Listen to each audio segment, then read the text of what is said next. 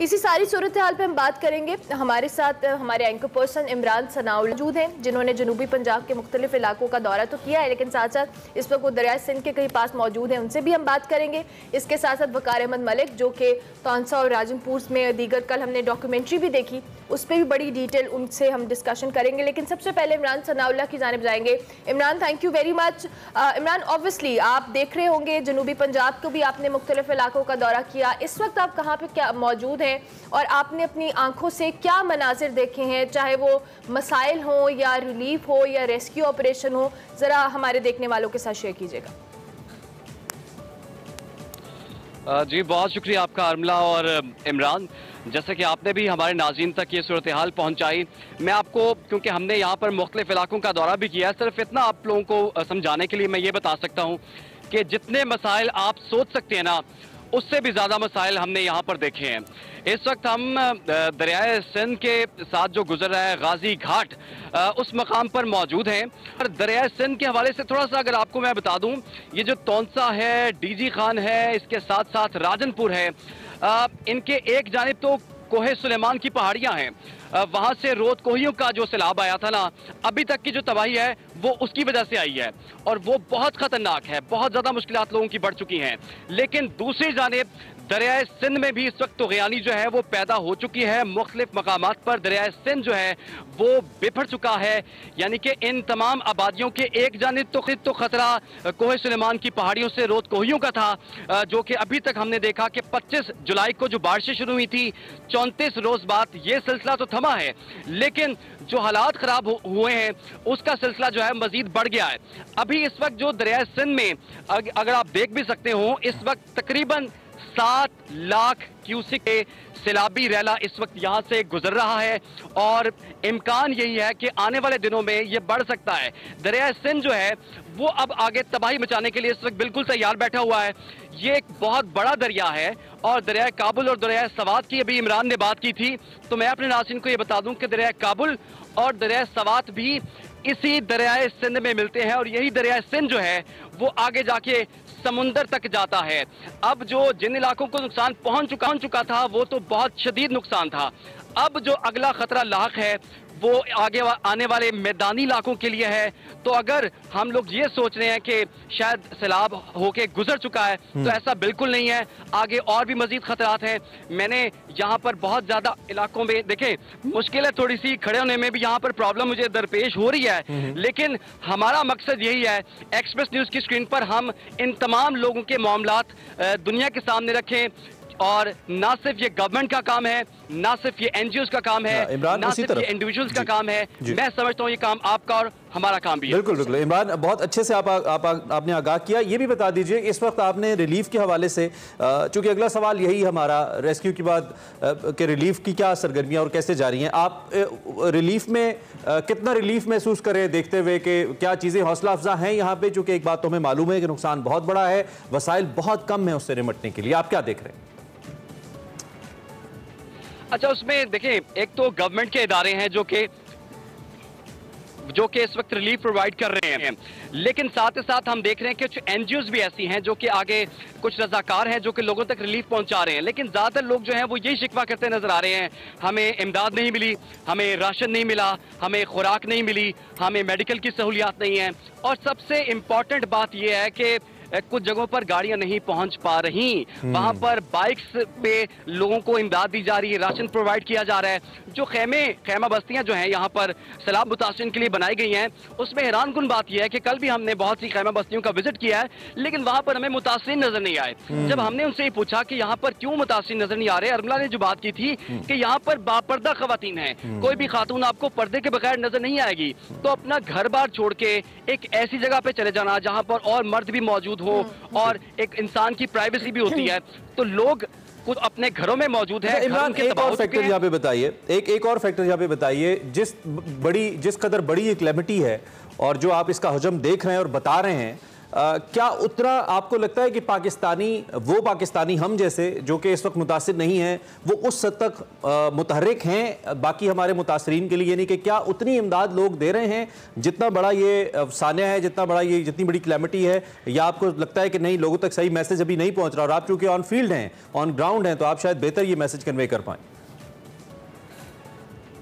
अच्छा, इसमें बात यह है कि देखें, लोगों तक तो ये बात बहुत लेट पहुंची है। जैसे कि मैंने बताया कि 25 जुलाई को ये शदीद बारिशें शुरू हुई थी, 34 रोज इस मामले को गुजर चुके हैं, लेकिन अफसोस से कहना पड़ता है कि उस तरह का रिस्पांस पहले हो जाना चाहिए था ताकि हम डैमेज को कंट्रोल कर सकते। बहरहाल अब भी शुरू हुए हैं, लेकिन मैं ये समझता हूं कि अभी बहुत से मामलात किए जाने बाकी हैं। लोग छतों के बगैर हैं, घरों के बगैर हैं, रोड्स पे मौजूद हैं।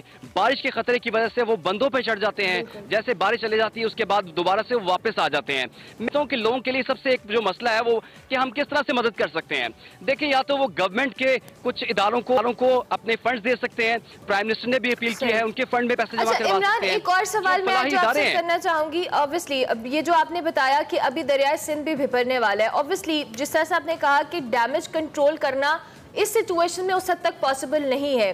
जो यहाँ पर जो इर्द गिर्द आबादियाँ हैं, क्या वो मुकम्मल तौर पर खाली करवा ली गई हैं? जिस तरह से कल हम देख रहे थे काफ़ी जगहों पर उनको खाली करवाने के हवाले से मुतहरिक नज़र आ रहे थे लोग। क्या लोग अभी भी यहाँ पे मौजूद हैं? और जिस तरह से दरिया सिंध की आप बात कर रहे थे, खुदा ना खास्ता अगर कोई एक और सैलाबी रेला आता है तो क्या लोगों को महफूज मकामात पर मुंतकिल कर दिया गया है? नहीं जी, बिल्कुल ऐसी कोई बात नहीं है। हम देख रहे हैं कि जो इसके इर्द गिर्द की आबादियां हैं, देखिए सबसे इंपॉर्टेंट सवाल है कोई जाएगा तो जाएगा कहाँ पे? देखिए, वो अपने घरों से बाहर नहीं निकलना चाह रहे, वो अपनी बगैर छत के सोने के लिए तैयार हैं, लेकिन अपने घर बार अपनी जगह छोड़ने के लिए तैयार नहीं है। अभी जो दरिया सिंध के किनारे हम इस वक्त खड़े हुए हैं, वहाँ पर इस वक्त भी 7 लाख क्यूसिक का ये रैला गुजर रहा है और इसकी आवाज़ भी शायद हमारे नाज़रीन भी सुन सकते हो। अगर हम 2010 की बात कर ली जाए, तकरीबन 12 साल पहले भी यहाँ पर एक शदीद सैलाबी सूरत हाल बनी थी। उस वक्त जो सैलाबी रैला जो था ना, वो 11 लाख क्यूसिक तक पहुँच गया था और उसने भी बहुत ज़्यादा तबाही मचाई थी। अभी फ़िलहाल 7 लाख है और इसकी जो इस वक्त हम लेवल देख रहे हैं वो काफ़ी ज़्यादा है। आगे आने वाले दिनों के लिए जो पंजाब में लोग हैं या बाकी जगहों पे लोग हैं, उनके लिए मैं बता दूं कि सब्जियां बहुत महंगी होने वाली हैं, तो बहुत महंगी हो जाएंगी, हो भी रही हैं, इससे ज़्यादा महंगी हो जाएंगी और नापैद भी हो जाएंगी। जो ऑफ सीजन सब्जी है ना, वो बलोचिस्तान के एरिया से आती हैं। हमने देख लिया बलोचिस्तान। इमरान, आप हमारे साथ ही रहिए, हम मजीद कुछ इन्फॉर्मेशन आपसे लेते हैं। वी कैन फील, बिल्कुल जिस तरह आप बता रहे हैं कि ये किस कदर खतरनाक सूरत हाल है। वकार भाई, आप भी वहाँ पे मौजूद थे और आपने ही इनफैक्ट वहाँ पे जो अंदर जाके लोगों से बात की, जिस तरीके से कल हमने आपकी 2 दिन की डायरी देखी, दैट वाज सो डेवास्टेटिंग। हम जो सूरत हाल देख रहे थे वो बहुत ख़तरनाक थी। तो इमरान जो बातें कर रहे हैं, इमरान ये कह रहे हैं कि एक तो इससे पहले जो रोदकोइयाँ से आया है सैलाब, ये उसकी सूरत हाल है कोस सुलेमान से, लेकिन अभी मजीद सूरत हाल ख़राब होगी जब दरियाए सिंध बिफर रहा है और 7 लाख क्यूसेक का रेला इस वक्त क्रॉस कर रहा है। एक तो ये डैमेजेस मजीद कितने बढ़ने का इम्कान है, नंबर 1। नंबर 2, इसमें हम इस वक्त जो इंतजामात कर रहे हैं, चाहे वो हुकूमत है या इदारे हैं, उसमें मजीद कितनी तेज़ी या कितने उसको बढ़ाने की ज़रूरत है जिस तरह का नुकसान है, जो कि आपने ऑन ग्राउंड देखी है सिचुएशन? देखिए, इसको मेरे ख्याल में 2 सतहों पर करने की ज़रूरत है। एक तो ये है कि एमरजेंसी है, तो एक रिलीफ के लिए जिस तरह फ्लाई तंजीमें हैं वो इस वक्त पेश हैं और ऑफकोर्स पाकिस्तानी जितने भी हैं वो बहुत ही मुखैर हैं, इस हवाले से खुला दिल के हैं, वो भी पेश हैं। फ्लाई तंजीमें जो हैं वो वक्ती रिलीफ दे सकती हैं आपको। और मसला ये है कि हमारे जितने भी ये सानियात हुए हैं, हमने हमेशा वक्ती रिलीफ पे ही फोकस किया है, लॉन्ग टर्म हमने कभी भी नहीं किया। और जो फ्लड्स हैं, ये एक ऐसा नेचुरल फिनोमेना है कि पाकिस्तान जैसे मुल्क को बहुत पहले से इसका करना इसलिए चाहिए था कि पाकिस्तान 50% से ज़्यादा पहाड़ों पर मुश्तमिल है और कोई भी ऐसी लैंड जो 50% से ज़्यादा पहाड़ों पर मुश्तमिल है, कोई भी ऐसा मुल्क, वहाँ पे फ्लैश फ्लड्स आएंगे, वहाँ पे ये इस तरह मामला होगा। अब जिस तरह कोई सलमान जो है वो उससे जितने भी पानी है, अभी भी मैं आपको बताऊं कि बहुत सारा जो डैमेज है, जो इंडस हाईवे जाती है, तो क्योंकि वो बुलंद है उससे बहुत सारा डैमेज कंट्रोल हुआ है। तो अब इमेजिन कि इंसानी जो ह्यूमन फैक्टर है वो कितना बड़ा किरदार अदा करता है इन फ्लड्स को एनहांस करने में या इनको ज़्यादा करने में और इनको कंट्रोल करने में, दोनों में वाले से। अब एक तामीर है, एक इंसानी तामीर है जो कि एक सड़क की शक्ल में है, बट वो भी उसने भी काफ़ी प्रोटेक्ट किया है। इसी तरीके से एक और भी बहुत सारी इस तरह की मिसालें दी जा सकती हैं जिन्होंने एक वक्त पे बंद बनवा दिया था, जिसकी वजह से अब सैलाब की वजह से वो बचे रहे। तो इसलिए दो सतहों पे इसका ज़रूरी है। नंबर 1 कि यहाँ पे जो वक्ती रिलीफ के लिए डेफिनेटली मुकम्मल तौर पे हर किसी को इस वक्त पेश होना चाहिए, लेकिन उसके साथ साथ लॉन्ग टर्म हर सूरत में बहुत ज़्यादा ज़रूरी है। अगर आप लॉन्ग टर्म नहीं करेंगे तो फिर ये मामला तो होता है। अच्छा वकार भाई, अब ऑब्वियसली ये इतना बड़ा डिजास्टर है, इसमें आपने चूंकि जाकर वहाँ देखा भी और हमने कल आपकी डॉक्यूमेंट्री भी देखी, जिस तरह से आपने एक्सप्लेन किया, मसाइल बहुत ज़्यादा है और अब नॉर्मल ज़िंदगी की तरफ आने के लिए भी इन लोगों को बड़ा टाइम चाहिए। और जाहिर है फौरी तौर पर जो एक छोटे छोटे इकदाम किए जा सकते हैं लोगों की जानिब से या हुकूमती सतह पे कि ये नॉर्मल ज़िंदगी की तरफ वापस आ सके, क्योंकि ये वाला जो डिज़ास्टर है ये मेंटली भी आपको उतना ही डैमेज करता है। नॉर्मल ज़िंदगी की तरफ वो आ सके, वो पहले कौन सा नॉर्मल ज़िंदगी में जी रहे? यानी मैं तो जब गया हूँ तो वो तो किसी नॉर्मलसी में नहीं है। वो जो मेजर पॉपुलेशन है हमारी जो डिस्प्लेस्ड हुई है वो नॉर्मल तो पहले भी नहीं थी। यानी वो नॉर्मल इस हवाले से नहीं है कि आप अंदाज़ा लगाइए कि डिस्प्लेस्ड हुए कौन है। यानी वो लोग जो कि इस वक्त झुग्गियों में रह रहे हैं या खैमों में रह रहे हैं, ये कौन लोग हैं? ये middle class lower middle class नहीं है। Middle class lower middle class रिश्तेदारों के घर में चली गई है, ठीक है ना। वो अगर कोई मुल्तान में कोई है, कोई इधर है, तो उन्होंने माइग्रेट करके वहाँ चले गए, कहीं किराए पे घर ले लिया। ये वो पिसा हुआ तबका है जो कि ऑलरेडी मतलब बहुत ही बुरी हालत लाइन या बिलो द पॉवर्टी लाइन, जिसको ऐसा मतलब मैं इससे ज़्यादा क्या हो सकता है कि एक ऐसी गुर्बत जिसमें आपको गुर्बत का एहसास ही ना हो। यानी एहसास इसलिए ना हो क्योंकि वो जो स्टैंडर्ड है मैरिज जिंदगी का वो आपने देखा ही नहीं हुआ मैरिज जिंदगी का, तो आपने तो ऑलरेडी आपके नजदीक तो वही स्टैंडर्ड है। एग्जैक्टली। तो उनकी जिंदगी में वो डिस्प्लेसमेंट आ गई है, अब वो वापस भी जाएंगे। लेकिन मसला ये है जो अहम चीज़ है, उनको नॉर्मल आपने कहा ना, नॉर्मल आने के लिए दुनिया में कोई खुदा की कसम कोई शॉर्टकट नहीं होता किसी भी चीज़ का, ठीक है। साइंटिफिकली स्पीकिंग कोई शॉर्टकट नहीं है। इसके लिए भी इनको नॉर्मल लाने के लिए मेरी निगाह में अगर आप उनको सस्टेनेबल कोई डेवलपमेंट का या और आप उनको उनके पाँव पे खड़ा कर देते हैं तो उनकी अगली नस्ल नॉर्मल हो जाएगी, इनकी भी आखिरी जिंदगी भी नॉर्मल हो जाएंगे। अच्छा वकार में पहले हमने जिक्र किया था खवातीन के मसाइल को, और इमरान सनाउल्लाह ने भी ये बताया कि यहाँ पे ज़्यादातर खवातीन जो है बापर्दा हैं, उनके मसाइल और तरह के हैं। चाहे हम वॉशरूम की फैसिलिटीज़ से लेकर उनके दीगर मामलात को देखें तो ये एक बहुत बड़ा चैलेंज है ख़वातीन के लिए।